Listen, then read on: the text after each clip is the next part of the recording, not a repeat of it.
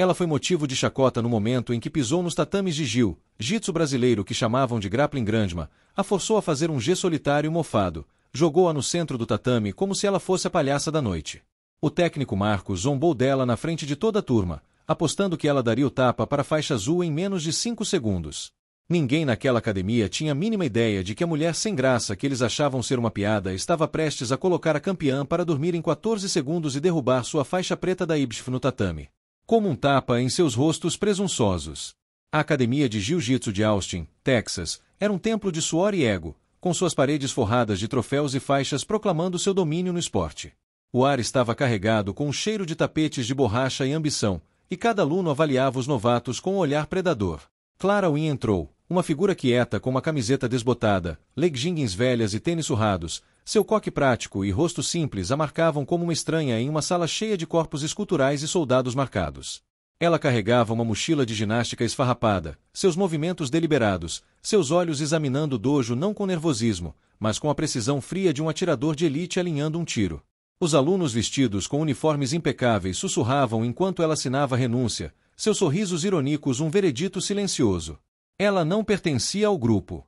Durante um aquecimento, um grupo de alunos avançados formou um círculo ao redor de Clara, com suas risadas como uma cerca de arame farpado enquanto jogava um boneco de luta livre a seus pés. Um faixa marrom esguio, com o dedo indicador estampado com logotipos de patrocinadores, deu um passo à frente, a voz transbordando condescendência. Pega, vovó. Talvez se você praticar com isso, pare de passar vergonha no tapete de verdade, ele zombou, chutando o boneco para mais perto. Olha só esses tênis. Você os tirou de um aterro sanitário. Este é o dojo de um campeão, não um refeitório para aspirantes a lutadores. Você está desperdiçando nosso tempo só respirando nosso ar. O círculo se fechou, suas risadas um coro de crueldade enquanto Clara se abaixava para pegar o boneco, sua camiseta desbotada grudada no corpo. Os alunos registraram o momento, com os celulares piscando, ansiosos para postar a luta contra o mais recente fracasso da avó. As mãos de Clara se fecharam em volta do boneco, seu rosto uma máscara de pedra, mas o peso do desprezo deles a pressionava com mais força, cada palavra um golpe calculado em sua dignidade, destinado a fazer o sangue da plateia ferver de raiva diante de seu elitismo implacável. A academia era um campo de testes para a elite, onde apenas os fortes e elegantes sobreviviam. E Clara, com seu brechó wardrobe, já era o saco de pancadas deles. O técnico Marcos Wolff, um ex-campeão nacional com um queixo esculpido e um ego à altura, a observava da lateral do campo, com seu riso como uma lâmina apontada para suas costas. Para eles, ela era uma desajustada, uma ninguém que havia invadido seu espaço sagrado, e estavam determinados a quebrar-la antes mesmo que ela amarrasse o cinto. No primeiro dia, os sussurros se transformaram num coro de crueldade. Um grupo de estudantes, com seus kimonos bordados com logotipos de patrocinadores, reuniu-se perto do bebedouro, suas vozes altas o suficiente para Clara ouvir enquanto se alongava. Olha a vovó lutadora ali, zombou um deles. Uma faixa roxa esguia com um coque masculino. O que ela está fazendo aqui? Será que a avó Yogi se perdeu no caminho para o centro comunitário? Aquela camiseta parece ter passado por um cortador de grama. Os outros riram, seus olhos percorrendo a roupa de Clara, seus tênis um alvo particular de desprezo. Uma aluna, com as unhas pintadas de vermelho, sangue, pegou uma garrafa de água e acidentalmente espirrou na blusa de Clara, o líquido encharcando o tecido desbotado. Ai, que pena, ela murmurou, com a voz transbordando malícia. Essa sua blusa surrada talvez fosse melhor se limpasse o chão do dojo, moça. Talvez você devesse se concentrar na limpeza em vez de passar vergonha aqui. A sala explodiu em risadas, celulares discretamente erguidos para captar a reação de Clara. Mas ela apenas enxugou a água do rosto, com uma expressão indecifrável, seu silêncio como uma parede que só alimentava a arrogância delas. No vestiário, enquanto Clara vestia o kimono solitário mofado, uma faixa roxa feminina, com o cabelo trançado firmemente, a encurralou contra os bancos, sua voz um sibilo venenoso que chegou aos outros. Você acha mesmo que pertence a este lugar, não é, barista?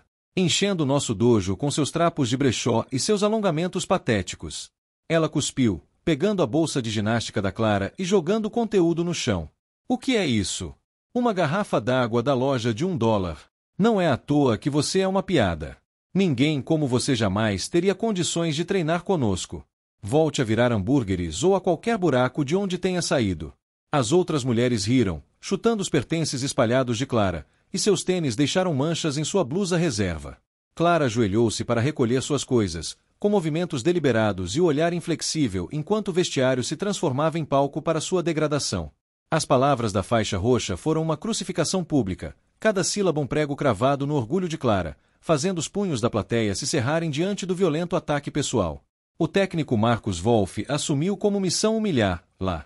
Durante o aquecimento, ele destacou Clara, sua voz ecoando pelo dojo. Tudo bem, novata, vamos ver se você consegue acompanhar sem tropeçar nesses tênis de loja de $1, provocou ele, colocando-a ao lado de um faixa verde que pesava 13 quilos a mais que ela. Não chore quando ele bater na sua cara no tatame, querida. Se você sobreviver ao básico 101 sem quebrar o pescoço, eu pago a pizza para a turma inteira. Os alunos rugiram, aplaudindo enquanto o faixa verde sorria, suas mãos ásperas enquanto ele cravava Clara no chão, sua bochecha pressionada contra a areia do tatame. Marcos o circulou, sua risada como um chicote. O que houve, Clara? Pensei que você ficaria foda depois de um tutorial do YouTube. Isso é jiu-jitsu de verdade, não sua roda de tricô. Clara resistiu, seu corpo cedendo, mas seus olhos ardendo, seu silêncio como uma mola retesada. Durante uma revisão técnica, Marcos chamou Clara para demonstrar uma passagem de guarda básica, preparando-a para o fracasso diante da turma. Tudo bem, vovó, vamos ver se você consegue fazer algo além de se jogar como um peixe, zombou ele, com a voz estrondosa enquanto a colocava em dupla com faixa, azul convencido que sorria como um tubarão. Não me faça perder tempo, Clara. Mova-se como se quisesse ou volte rastejando para o centro de idosos de onde escapou. O faixa azul a jogou no tatame com força desnecessária, imobilizando-a enquanto a turma gritava aplausos, um coro de escárnio. Olhe para ela. Não consigo nem sair do seu pé, gritou um deles enquanto Marcos se inclinava, com um sorriso largo. É isso que acontece quando você deixa causas de caridade em evidência. Você não está aprendendo o jiu-jitsu, Clara. Você está aprendendo o seu lugar. O riso da multidão era como uma lâmina cortando o ar, mas a respiração de Clara permanecia estável, os olhos fixos no teto, seu silêncio uma fortaleza contra a crueldade deles. Alimentando a fúria da plateia com a humilhação pública orquestrada, as aulas diárias se tornaram um verdadeiro campo de escárnio. Um faixa marrom, com uniforme militar adornado com remendos, passou a chamar Clara de barista durante os treinos, sua voz se sobrepondo aos grunhidos do treinamento. Ei, barista, você está aqui para nos servir café ou só para levar uma surra? Ele zombou, demonstrando um estrangulamento com força desnecessária, o cotovelo cravado em sua garganta. Talvez você devesse se contentar em fazer lates. Este tapete não é lugar para alguém que parece estar comprando em um mercado de pulgas.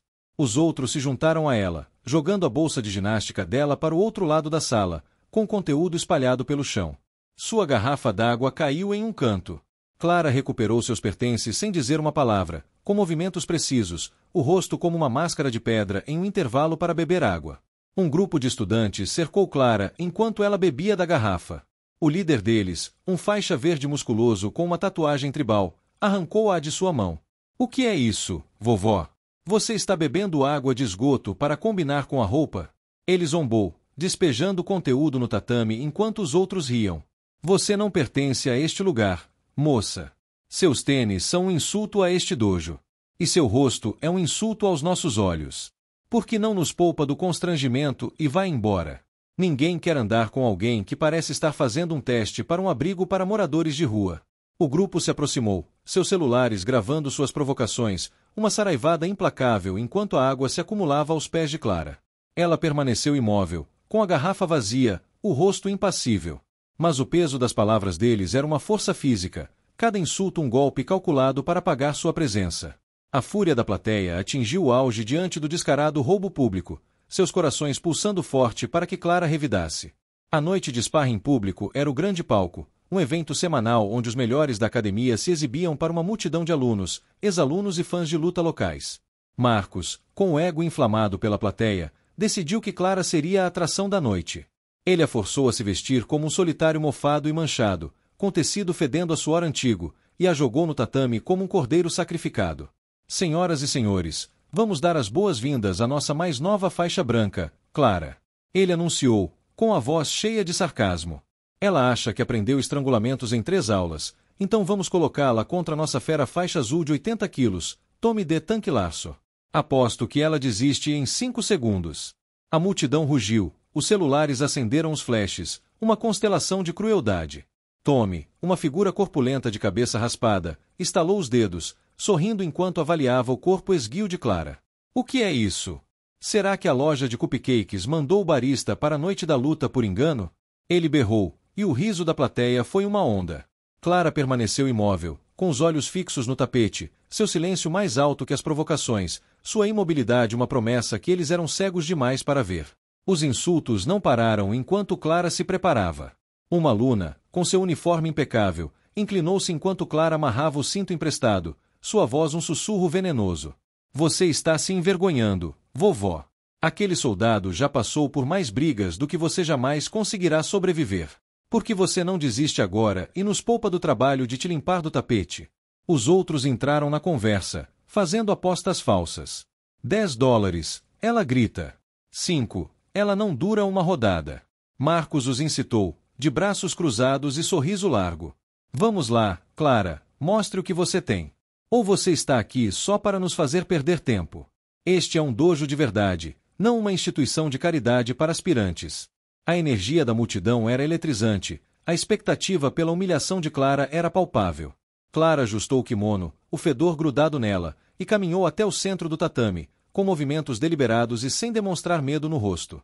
Durante um torneio simulado para iniciantes, Marcos forçou Clara a competir contra um faixa branca imponente, anunciando a luta como a última resistência da avó.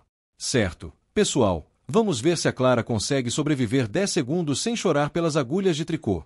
Ele berrou, e a plateia vibrou quando o faixa branca estalou o pescoço, com um sorriso predatório. Vocês estão prestes a descobrir porque este dojo é para guerreiros, não para rejeitados de cafeterias. Ele provocou, investindo contra Clara enquanto o apito soava. Os alunos gritavam, tap, tap. Os celulares piscavam e riam como uma tempestade enquanto o faixa branca jogava Clara no tatame, prendendo-a com o peso. É isso que você ganha por achar que é um de nós, sibilou ele, torcendo o braço dela. Marcos o incitou, gritando, acabe com ela, grandão. Ela não tem nada a ver com isso. O rosto de Clara permaneceu calmo, a respiração controlada, o silêncio um desafio que passou despercebido, a fúria da plateia transbordando diante da brutal incompatibilidade pública planejada para esmagar seu espírito. Cada aula era um novo ataque. Durante uma sessão de técnica, Marcos colocou Clara em dupla com um faixa verde arrogante que a tratou como um boneco de treino, torcendo seu braço com crueldade deliberada. Sente isso, barista. É assim que o jiu-jitsu de verdade é, zombou ele, apertando a mão dela com mais força enquanto a turma assistia, rindo em coro. Talvez você devesse se limitar a dobrar roupa. Seus braços não foram feitos para isso. Clara resistiu, com a respiração estável, o olhar firme, como se estivesse catalogando cada descuido para um acerto de contas que ninguém previu. Os alunos se revezavam para pressioná-la contra o tapete, com pegadas ásperas e provocações implacáveis. O que houve, vovó? Velha demais para acompanhar? Uma delas zombou enquanto outra despejava o conteúdo da garrafa d'água na mochila, o líquido encharcando suas roupas extras. Clara limpou o tapete com uma toalha, seu silêncio uma fortaleza, sua paciência uma lâmina que se afiava a cada insulto. O dojo era o reino delas, e ela era boba da corte, mas elas desconheciam a coroa que ela escondia. A cultura da academia era um caldeirão de elitismo, onde apenas os chamativos e ferozes prosperavam. A simplicidade de Clara era uma afronta, sua presença um desafio à hierarquia. Um faixa roxa, com seu kimono adornado com emblemas de patrocinadores, passou a liderar os cânticos durante os aquecimentos. A vovó vai bater. A vovó vai bater. Os outros se juntaram, suas vozes em um ritmo zombeteiro enquanto Clara corria voltas, seus tênis rangendo contra o chão encerado. Marcos a encorajou, com uma risada estrondosa. Continue, Clara, ou vamos te mandar de volta para o asilo, onde você pertence, gritou ele, jogando uma bola medicinal nela com força suficiente para fazê-la cambalear. A turma vibrou, seus celulares gravando a luta dela, seus memes se espalhando para além do dojo, chegando aos fóruns de luta locais. Clara pegou a bola com firmeza, os olhos ardendo. Ninguém percebeu, seu silêncio, uma bomba relógio que eles estavam convencidos demais para ouvir. A noite de sparring parecia uma execução pública, com o dojo lotado de espectadores ávidos por sangue. Marcos, deliciado com os holofotes, fez de Clara a atração principal, com sua voz de circo enquanto alardeava a incompatibilidade. Hoje à noite, temos um presente especial. Nossa maravilha faixa branca, Clara, enfrentando Tommy the Tank Larson, o faixa azul que vem arrasando com os oponentes a temporada toda. Ele provocou gargalhadas da plateia. Vamos ver se ela consegue durar mais do que um intervalo comercial. Tommy caminhou impertigado até o tatame, com os músculos flexionados e o sorriso prometendo dor. Os alunos empurraram Clara para frente, com as mãos ásperas e as provocações em coro. Sai da frente, vovó. Volte a assar biscoitos. Clara ajustou o gé mofado, seu fedor um insulto final, e curvou-se para Tom, seus movimentos precisos, seu rosto uma máscara de calma. A multidão viu uma vítima, o tapete viu um predador, e o relógio estava prestes a começar. A tensão no dojo era sufocante, o ar pesado com a expectativa da multidão pela derrota de Clara. Marcos estava na beira do tatame, com os braços cruzados, seu desafio cerca. Você está prestes a aprender o que acontece quando entra no mundo de um lutador de verdade, querida, disse ele, sua voz ecoando por cima das vaias da multidão. Tommy vai te mandar de volta para o buraco de onde você saiu, e todos nós vamos dar boas risadas. Os alunos gritavam o nome de Tommy, com os celulares erguidos, os flashes como uma barragem de luz. Clara estava em pé em frente a Tommy, sua estrutura esguia ofuscada por seu corpo, e seu cinto branco era um símbolo de sua suposta inexperiência. A energia da multidão era viva, alimentando-se de sua aparente fraqueza, o riso deles uma lâmina apontada para seu coração. Mas os olhos de Clara estavam firmes, sua respiração lenta, seu silêncio uma tempestade ganhando força invisível para os tolos que pensavam já ter vencido. O árbitro, um faixa preta grisalho, ergueu a mão, sua voz cortando o barulho. Começa! A multidão avançou, seus aplausos como uma onda enquanto Tommy se lançava, suas mãos alcançando a gola de Clara. 14 segundos. Foi só o que precisou. Clara o provocou com uma pegada clássica de colarinho cruzado, dedos precisos e postura inabalável. Ela fingiu uma puxada de guarda, puxando o peso de Tommy para frente, depois mudou para um estrangulamento em laço, com o cotovelo acertando a artéria carótida dele com força cirúrgica. Os aplausos da multidão foram sufocados pelo silêncio enquanto os olhos de Tommy reviravam, seu corpo desabando no tatame, inconsciente antes mesmo de poder bater. O dojo ficou em silêncio absoluto, os telefones caindo, os flashes se apagando, o ar pesado de choque. Clara se levantou, com a respiração estável, o rosto indecifrável, como se tivesse acabado de espantar uma mosca. O silêncio era ensurdecedor, a multidão paralisada, os olhos fixos em Clara enquanto ela calmamente tirava a faixa branca, deixando-a cair no tatame como uma mentira descartada. Ela enfiou a mão na bolsa de ginástica esfarrapada e tirou uma faixa preta imaculada, com seu bordado dourado brilhando sob as luzes do dojo. Clara Wynn, faixa preta certificada pela IBF. A multidão engasgou, seus sussurros uma onda de descrença enquanto ela o amarrava na cintura, seus movimentos deliberados, seu sorriso suave, mas afiado como uma navalha. Eu aprendi estrangulamentos, mas isso foi há 10 anos, disse ela, com a voz baixa, mas ressonante, cada palavra uma lâmina. Ex-campeã pan-americana de jiu-jitsu feminino. Só vim ver o quão vergonhosamente ruim a sua aula realmente era. A sala recuou, o queixo de Marcos caiu, sua bravata se despedaçou quando Clara amarrou sua faixa preta. Ela encarou a multidão, sua voz um trovão silencioso que silenciou seus sussurros. Sua técnica é desleixada, seus egos são inflados e seu dojo é uma vergonha para o jiu-jitsu, disse ela, com os olhos percorrendo a sala, cada palavra um martelo atingindo o orgulho deles. Ela se aproximou de um boneco de treino e executou uma guilhotina impecável em um movimento fluido, seus movimentos um borrão de precisão que deixou os alunos boquiabertos. É assim que se parece um estrangulamento de verdade, não o bullying de recreio que você chama de treinamento.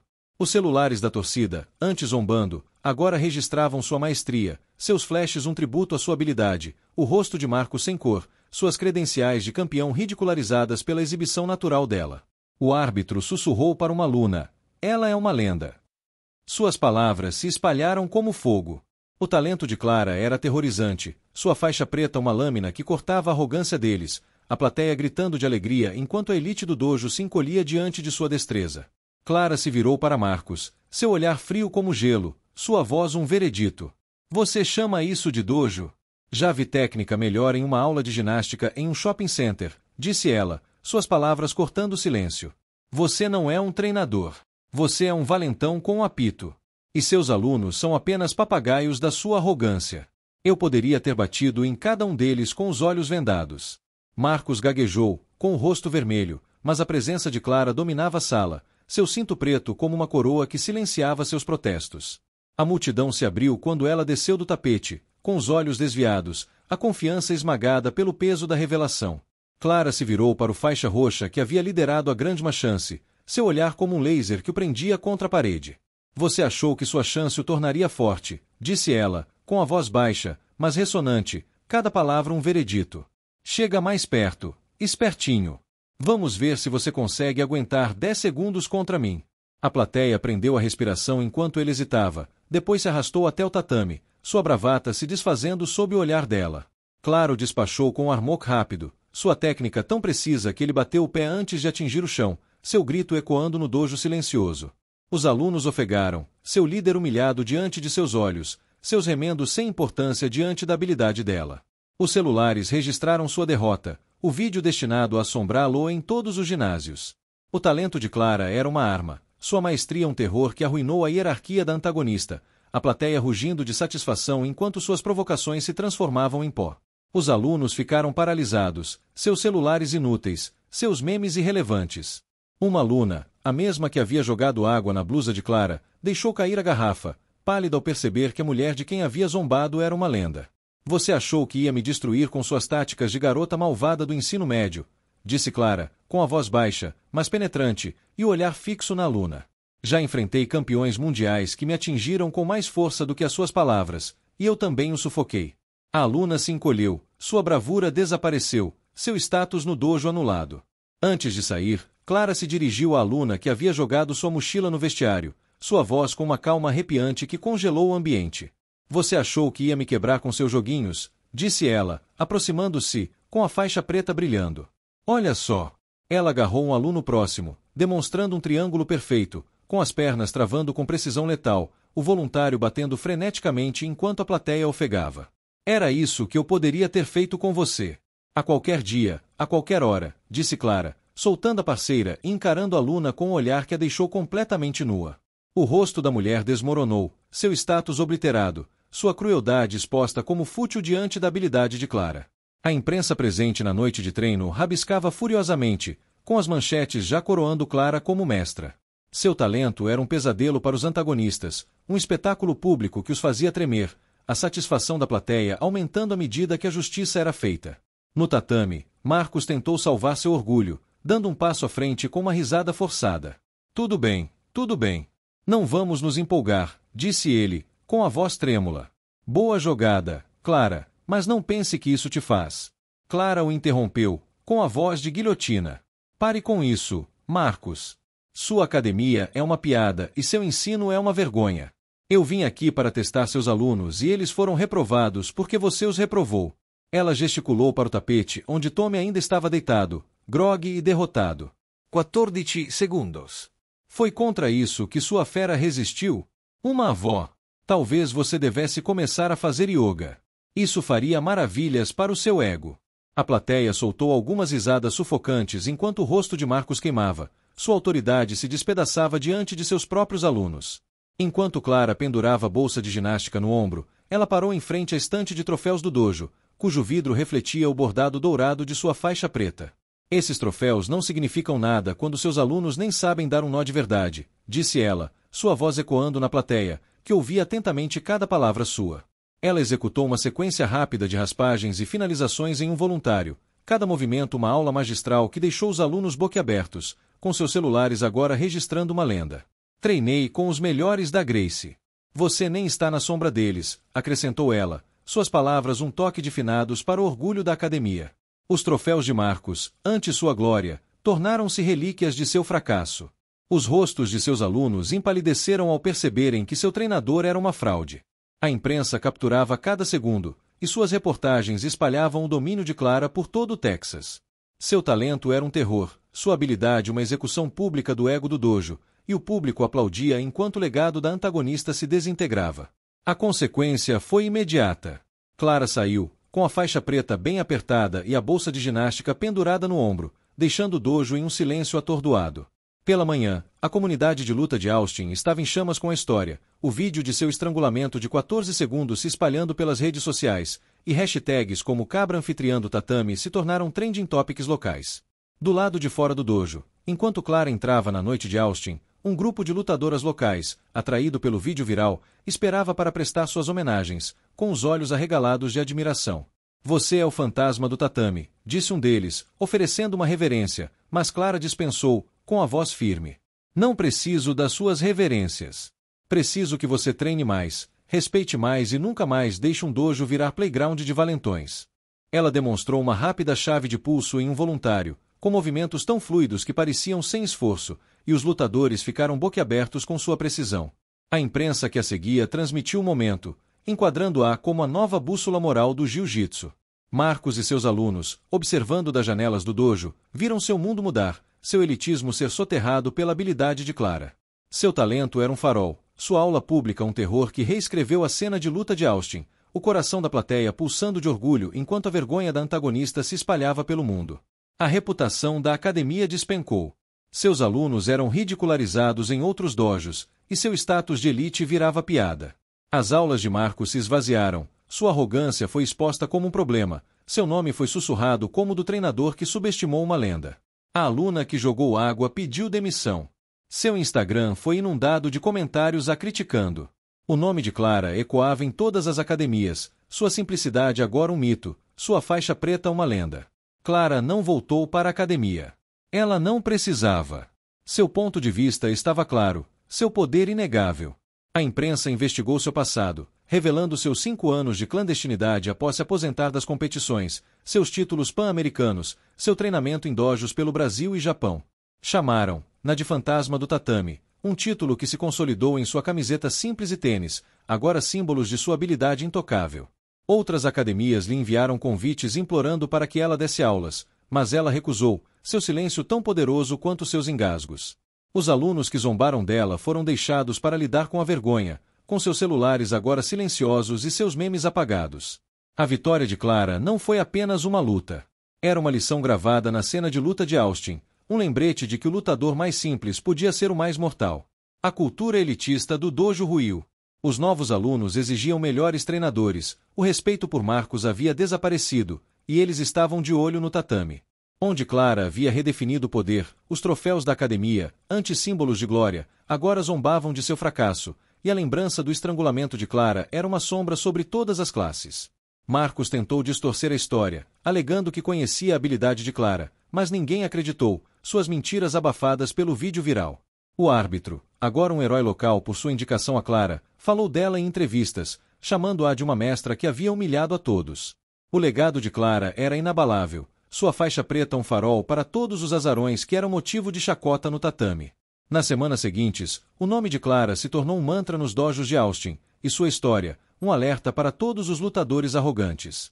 Os alunos que cantavam vovó foram rejeitados, suas reputações manchadas, e suas faixas sem valor diante de sua habilidade. As matrículas na academia despencaram, seus patrocinadores se retiraram, suas faixas acumularam poeira. Clara, enquanto isso, foi vista treinando sozinha em um parque, com a faixa preta frouxa, seus movimentos uma dança de precisão e potência. Ela não precisava dos tatames, dos soldados ou da aprovação deles. Ela veio testar-los e eles falharam. A arrogância deles se esvaiu em 14 segundos. O fantasma do tapete não precisava do mundo deles. Ela já tinha conquistado. Ela não gritou. Ela não implorou. Ela os fez se render à própria arrogância e os deixou ofegantes nos tatames frios do dojo. Curta, compartilhe e comente sua história favorita de retorno a sangue frio e inscreva-se para mais histórias em que a mulher comum destrói o mundo do qual tentaram manter, lá longe.